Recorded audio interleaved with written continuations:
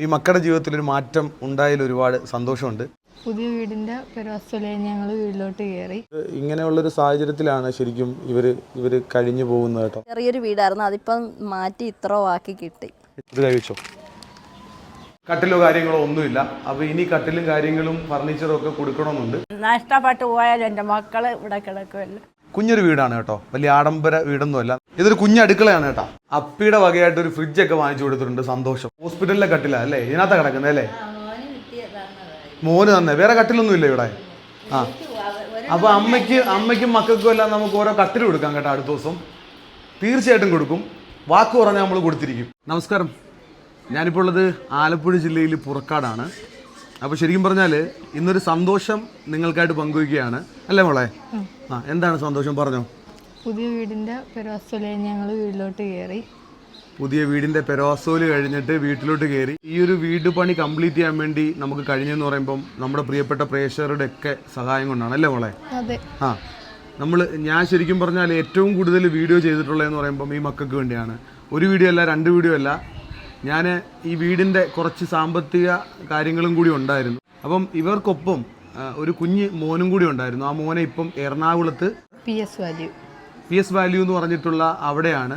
അപ്പം മോനെ നോക്കാൻ ആരും ഇല്ലാത്തതുകൊണ്ട് മോൻ അവിടെയാണ്. ഇനിയിപ്പോൾ കുറച്ച് നാളിന് ശേഷം ഇവിടേക്ക് വരും. അപ്പം ഈ വീട് പണിഞ്ഞു. വീടിന് ഇപ്പം ഇനി കുറച്ച് സാമ്പത്തികം കൂടെ കൊടുത്തു തീർക്കാനുണ്ട്. മോളത്തല്ല പഠിക്കുന്നത്, മോളോടൊക്കെ ഒന്ന് ചോദിച്ചില്ലല്ലോ. 5ലാണ് പഠിക്കുന്നത്. മോളത്തല്ല പഠിക്കുന്നത്, പ്ലസ് 2ലാണ് പഠിക്കുന്നത്. അപ്പോൾ ഞാനിവിടെ ആദ്യമായിട്ട് വരുമ്പോൾ ഇവരെ കണ്ടതെന്ന് പറയുമ്പം ഈ ഒരു സാഹചര്യത്തിലൊന്നും അല്ല. അതിൽ നിന്നൊക്കെ ഇങ്ങനൊരു സാഹചര്യത്തിലേക്ക് മാറ്റാൻ കഴിഞ്ഞതിൽ ദൈവത്തോട് നന്ദി പറയുന്നു. നമ്മൾ ഇപ്പോൾ ഒരുപാട് ഫാമിലികളുടെ വിഷയമായിട്ട് ഇങ്ങനെ പോയിക്കൊണ്ടിരിക്കുകയാണ്. അതിൻ്റെ ഇടയ്ക്കാണ് മോൾ എന്നെ വിളിച്ചിട്ട് പറഞ്ഞ് ചേട്ടൻ വന്നില്ലല്ലോ, പെരവാസ്തുലിക്ക് വന്നില്ലല്ലോ. പെരവാസ്തുലിയുടെ മാസങ്ങൾക്ക് മുമ്പേ എന്നോട് പറഞ്ഞായിരുന്നു അല്ലേ? ഓക്കെ. അപ്പോൾ ഒരുപാട് സന്തോഷമുണ്ട്. ഇനി ഈ വീട്ടിലേക്ക് ആവശ്യമായിട്ടുള്ള കാര്യങ്ങളെന്ന് പറയുമ്പോൾ ഇവിടെ ഒരു നല്ലൊരു ബെഡോ കട്ടിലോ അതുപോലെ ഫർണിച്ചറോ കാര്യങ്ങളോ ഒന്നുമില്ല. വീട് മാത്രമേ ഉള്ളൂ. ഞാനിവിടെ വന്ന് കയറിയപ്പോൾ തന്നെ മോള് അടുക്കളയിൽ എന്തൊക്കെയോ കുക്ക് ചെയ്തുകൊണ്ടിരിക്കുകയായിരുന്നു. ഇവിടെ മക്കൾ മാത്രമേ ഉള്ളൂ, പിന്നെ കുഞ്ഞമ്മയുണ്ട് അല്ലേ? അപ്പിയുണ്ട്. അപ്പി മാത്രമേ ഉള്ളൂ. അമ്മ പെരവാസ്തുവിലേക്ക് അറിഞ്ഞിരുന്നോ? അറിഞ്ഞു, പക്ഷെ അമ്മ വിളിച്ചിട്ട് വന്നില്ല അല്ലേ? ഓക്കെ.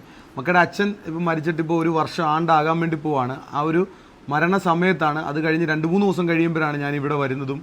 അന്ന് ഇവിടെ ഒരു ചെറിയ ഷെഡ് പോലത്തെ ഒരു വീടായിരുന്നു അല്ലേ? അപ്പോൾ അതിൽ നിന്നൊക്കെ മക്കൾക്കൊരു കുഞ്ഞു വീടായി. അതിന് ഏറ്റവും കൂടുതൽ നന്ദി പറയേണ്ടതെന്ന് പറയുമ്പോൾ നമ്മുടെ പ്രേക്ഷകരോടാണ്. മാത്രമല്ല ഈ വീടിൻ്റെ കംപ്ലീറ്റ് പണി കഴിഞ്ഞു, അത് ശരിയാണ്. പക്ഷേ കുറച്ച് സാമ്പത്തിക ബാധ്യതയും കൂടി ഉണ്ട്. അപ്പോൾ ഞാനിവരുടെ അക്കൗണ്ട് നമ്പർ കൊടുക്കുകയാണ്. അപ്പോൾ എല്ലാവരും കൂടെ ഒന്ന് ആത്മാർത്ഥമായിട്ട് സഹായിച്ചു കഴിഞ്ഞാൽ ആ കടവും കൂടെ തീർത്ത് ഈ മക്കൾ സുരക്ഷിതരാകും. ഇനി വേണ്ടതെന്ന് പറയുമ്പം ഇവിടേക്ക് കുറച്ച് ഫർണിച്ചറും കാര്യങ്ങളൊക്കെയാണ്. അത് നമുക്ക് ഉടനെ അതിനുള്ള മാർഗ്ഗം ഞാൻ കണ്ടിട്ടുണ്ട്. നമുക്ക് ഉടനെ ഫർണിച്ചറും കാര്യങ്ങളും ഒക്കെ നമുക്ക് എത്തിച്ചു കൊടുക്കാം കേട്ടോ. അത് തീർച്ചയായിട്ടും ഞാൻ വാക്ക് പറയുകയാണ്.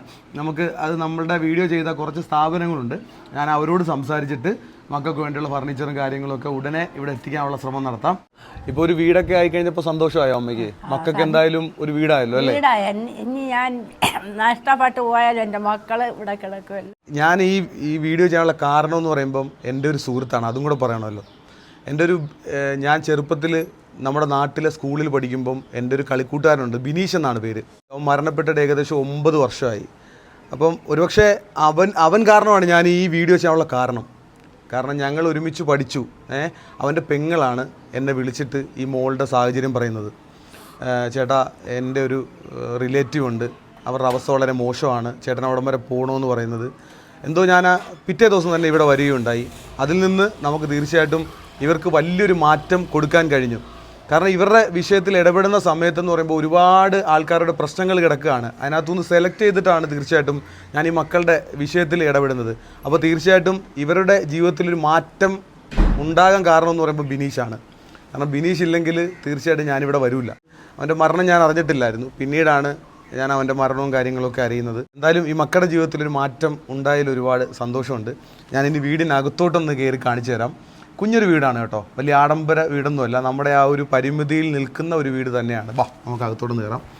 അപ്പോൾ ഇതൊരു ഹാളാണ്. അപ്പം ഞാൻ അച്ഛനെ കണ്ടിട്ടില്ല, ഇപ്പം കാണാം. ഇതാണോ അച്ഛൻ? ഇതാരെങ്കിലും വരച്ച് ഇപ്പം എടുത്തയാണോ? വരച്ചു കൊടുത്തു വിട്ടാണോ? കുഞ്ഞടുക്കളയാണ് കേട്ടോ. അപ്പിയുടെ വകയായിട്ട് ഒരു ഫ്രിഡ്ജൊക്കെ വാങ്ങിച്ചു കൊടുത്തിട്ടുണ്ട്. സന്തോഷം. ഒരു വേൾപൂളിൻ്റെ ഫ്രിഡ്ജാണ് വാങ്ങിച്ചു കൊടുത്തത് അല്ലേ. ഈ റൂമിൽ കട്ടിലോ കാര്യങ്ങളോ ഒന്നുമില്ല. അപ്പോൾ ഇനി കട്ടിലും കാര്യങ്ങളും ഫർണിച്ചറും ഒക്കെ കൊടുക്കണമെന്നുണ്ട്. ചെറിയൊരു ബാത്റൂം ഉണ്ട് ഇവിടെ.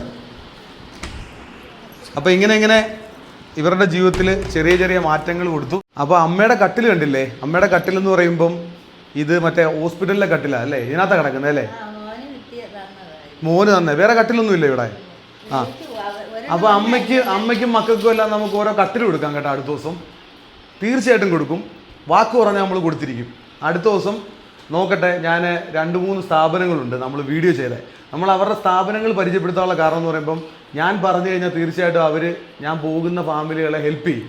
അപ്പോൾ അവരോട് ഞാൻ റിക്വസ്റ്റ് ചെയ്യാം. അങ്ങനെയാണെങ്കിൽ നമുക്ക് അടുത്ത ദിവസം ഈ വീട്ടിലേക്ക് ഫർണിച്ചർ കൊടുക്കാം. ഒരുപാട് സന്തോഷം. അപ്പോൾ ഞാൻ പോയിട്ട് വരാമേ. ഇപ്പോൾ ഒരുപാട് സന്തോഷമുണ്ട് എനിക്ക്. നമ്മളിപ്പം ഈ യാത്ര ആരംഭിച്ചിട്ട് ഏകദേശം 8 മാസമായി. 8 മാസക്കാലമായിട്ട് നമ്മുടെ പ്രേക്ഷകരോട് റിക്വസ്റ്റ് ചെയ്ത് ഇപ്പോഴും ഞാൻ റിക്വസ്റ്റ് ചെയ്യുകയാണ് ഇവരുടെ ഈ ഒരു കടം മാറാൻ വേണ്ടി. അപ്പം ഇനി ഒരു 1.5 ലക്ഷം രൂപയും കൂടി ഒരു ബാധ്യതയുണ്ട്. ആ ബാധ്യതയും കൂടെ തീർത്ത് കഴിഞ്ഞാൽ ഈ മക്കൾ സുരക്ഷിതരാകും.